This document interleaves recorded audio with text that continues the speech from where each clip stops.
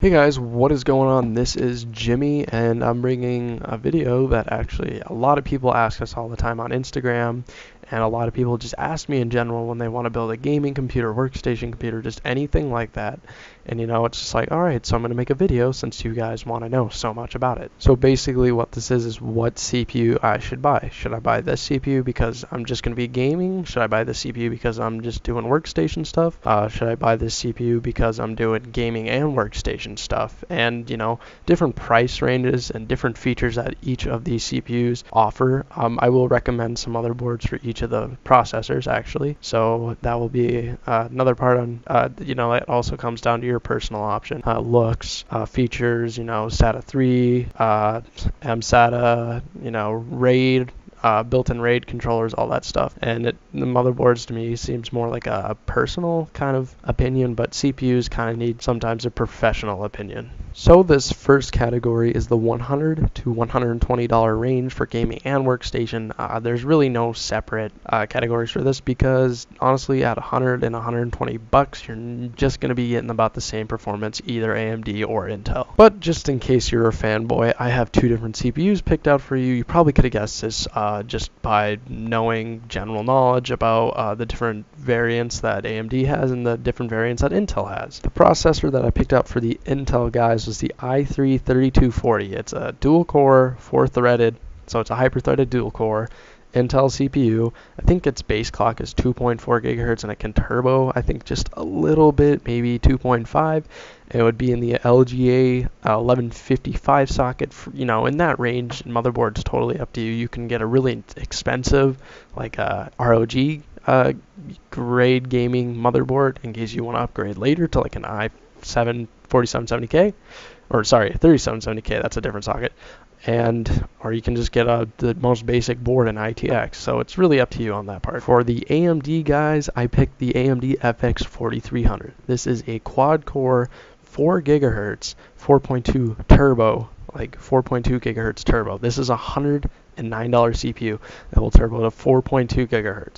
It's a quad core. Is solid performer. One of my friends has one. He does all his editing on it. Perfect 1080p editing. Perfect for entry-level gaming. AM3 motherboards. That's the same socket for all AMD CPUs right now, except if you get into the Opteron series, then they use like the G34. But for 109 bucks, this processor would actually kill the i3. Once again, for the motherboards, it's kind of your choice since it is such a low range that it really would depend on your budget. Now it's to step up just a little bit, the $150 to $200 range for your CPUs. Now for you Intel guys over there, what I would recommend is the i5 4570, and if you really want to squeeze just a little more out, you could step up to the 4570K. I think that's what it's called.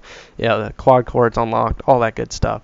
But honestly, the FX 8350 is the AMD pick that I have, and the 8350 is just absolutely just hands down best CPU for 200 bucks. It blows i5s out of the water. I don't care what you guys say for gaming, but for workstation applications, the 8350 kills the i5. So motherboard recommendations for the Intel guys, it's really up to you because their prices vary so much. You can get a really cheap ass one for your Intel CPU, and the AMD CPU, I would definitely recommend a Crosshair 5 formula. That's what I had in my own rig before I upgraded to my 3930K. What I really like about the 8350 is its overclockability. I had mine at one time running at 5.3 gigahertz on the Crosshair 5 formula with an H100i. I had to downclock it at, towards the end of my H100's life, H100i's life. Instagram if you guys actually know why, but it was down to 4.95 gigahertz, and that CPU just rocked my socks. Also for workstation and that price range, same CPUs, 8350 and the i5 4570. So for the $250 to $350 range, what I would recommend is the 9590 from AMD and the Core i7 4770K. Now, yes, we know the 4770K is faster than the 8350 and the 9590. The 9590 is essentially a cherry-picked 8350 that will run guaranteed at 4.7 gigahertz and will turbo itself to 5.0 if it can. The 4770K has the best single-threaded performance of any Intel CPU except for, the Haswell parts that are Xeons, which is the really high-end stuff that you probably won't touch unless you're really working like Maya and video editing for like production reasons and just ridiculous 4K clips. I would never touch a Xeon in the price range of i7s, because the i7s are overclockable and they will outperform a Xeon if they're in the same price range, unless, you know, you're worried about ECC RAM and all that stuff. But honestly, if you're not spending $1,000+ on a CPU, just get an i7. You know, the 4770K has its advantages, and so does the 9590. The 9590 being an 8 core, it's better for certain things like a streaming. It's not going to be a better gamer. They're pretty equal on that too, because, you know, hyper-threading your 4 cores, like you would, it's basically an i5 with hyper-threaded cores, and this one's unlocked. It's not going to give you much gaming performance, and neither is the 9590 over the 8350. But honestly, it's down to what you guys want. Again, I think the Core i7s can handle higher memory, like speeds, better than AMD CPUs. I could only get my memory on my 8350 to run at about, I think it was 1866, and I remember on my 3770K, which I had at 5 gigahertz, I could run my memory at 2133. So if memory bandwidth's a big thing to you, you know, then I guess Intel is your pick. It's also a little more, it's more expensive, but, you know, if you're not, you know, if you're using the LGA 1150 platform and you're worried about memory bandwidth, then you should be upgrading to LGA 2011, for God's sake. But anyways, motherboard recommendations, just get the highest end one you want, because overclocking will really depend on, you know, those motherboards and their VRM and what they, you know, power delivery and stuff. AMD Crosshair 5 formula, it's the highest end motherboard you can get for the AMD platform, and, you know, Maximus 6 formula, which is the only LGA 1150 ROG motherboard besides the, you know, the Hero and all that stuff, the ITX or whatever, mini ATX boards. ROG, those are the highest end boards. Now we're moving up into the big dog price range, the $400 to $600 range. There's only one CPU that I would recommend. It is the Core i7 4930K. I have the 3770K, which is the last generation. It actually has more transistors because it originally is an 8-core Xeon with 2 cores soldered off, higher clock speed with a higher TDP, and a turbo mode. But none of that means that it's faster. It's not. It's about 10% slower, or, you know, in some cases. It really depends how far you can overclock it, but, you know, it's around 10% faster than the last generation Sandy Bridge E3930K. So it's perfect for gaming. Honestly, if you're running more than 2 GPUs setup, LGA 2011 is a must, as it does have all the PCIe lanes. You know, and the PCIe lanes actually matter because you want all the bandwidth you can to your cards, because assuming that you're running more than 3 cards, you are running a ridiculous resolution. Guys, please don't have more than 2 cards and frickin' play 1080p. Just don't. You're not gaining any performance. Anyways, benefits to LGA 2011s: you get quad channel memory, memory support up to 64 gigs. The boards do support ECC RAM, but you have to have an Intel Xeon CPU or, you know, a CPU that supports ECC RAM. None of the i7s do, so you're going to have to be a Xeon owner to take advantage of ECC memory. Another advantage, you get 6 cores and 12 threads. It's basically a step up from, you know, your LGA 1155 or 1150 platform, the 4770K and the 3770K. You just get 2 more cores and you get hyper-threading, and they are very overclockable, especially if you get the K edition. I know there's a 4820K now instead of the 3820, which was overclockable, but not a lot. But they're both overclockable now, and they're great gaming and workstation CPUs. Motherboards, well, personally, my favorite, which I do have in my PC right now, is the Rampage 4 Extreme. You can get the ASRock X79 Extreme. You can get a Gigabyte. It's really... all LGA 2011 boards are extremely high. The Asus P9 X79 EWS, not the dual socket one, but the EWS is like the just godmother of all freaking, you know, motherboards out right now.